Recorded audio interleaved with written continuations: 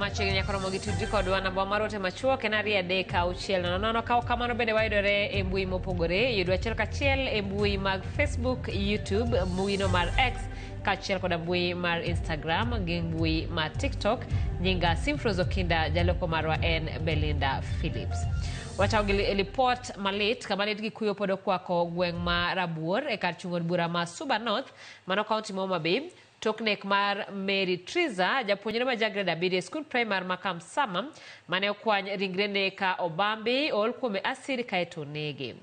Christine Atieno min japuonjre no mane onegi koro yuago nyathine kowacho ni en gi nyathi kata ne en nyathi mariek kendo koro lek mar nyathine mar bedo sister kata nana ong'adore nus. Okwa sirikal mondo kas chenro mar timo nonro. Jose Duor nigi ler mathoth. Ni msichana wangu mmoja. Sijui nitapata mwingine wapi. Amenifanyia unyama. Edala gi Mary Triza, japuonjre mane okwany ringrene ka obambi ol kuome acid kaeto nege e gweng ma Kamsama e kar chungod bura ma Suba North e kaunti ma Homa Bay. Min Triza, Christine Atieno, ok nyal pando lit ma uwinje chunye tok nek mar nyathine. Owacho ni nek mar nyare podi oweye gi buok maduong'. Niko na uchungu moyoni. Vile mtoto alipotea sijagula. Singedhani mtoto angekufa hivi. Sidhani mtoto wangu angepotea. Sijui nitampata wapi.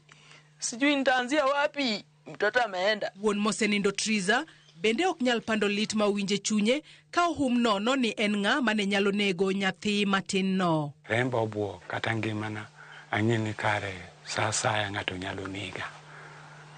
Nikech ka nyathi matin ma ok chwanyre gi ng'ato ma jalemo ma en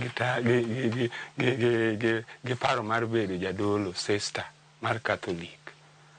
Musiko kanisa kata weekend odhi e kanisa pile pile. Familia no paro nyathigi kaka nyako matin mane riek kendo ne ohero Nyasaye ka lek mare mar bedo sister kata nana koro ng'adore nus apoya nono. Ni mtoto clever, ni mtoto mwerevu. Mtoto alisema mama mimi nitakuwa surgeon. Nitasoma sister. Hayo yote yamekatikana. Ina ni nyathi achiel. Ene manyicho chal koda to na en nyako. Nyocha en gi brain ma nyako tosa.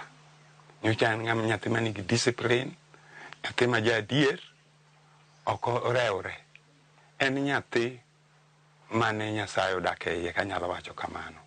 Nyocha gwelo mana kisungu gi lewe to ja grade 7. Gikwayo sirikal mondo kas chenro mar timo nonro mondo mak kendo tue jal mane otimo tim maundu mar nego nyathigi. Sirikal kaka en sirikal no otimo uchunguzi ya kutosa.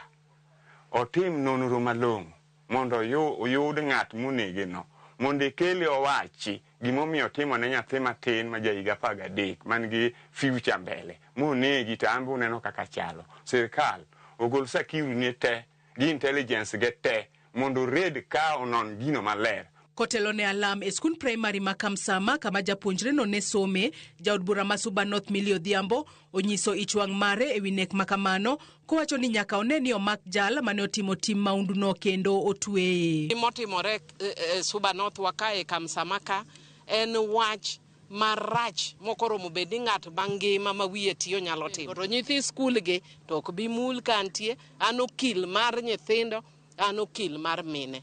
Ka gini otimore, wadwa dil gi ng'ani nyaka mwisho.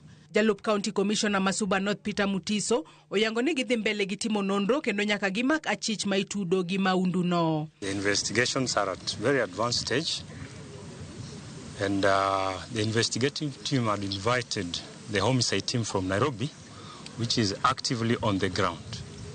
The case has been taken with the seriousness it deserved. We've narrowed down on the suspects. Japuonjre no ne ogol report mar lal mare wuok tich jumani kama bang'e ne okwany ringrene ka obambi ol kuome acid kaeto nege. Sijui nitaanzia wapi. Joyce Oduor, Ramogi TV.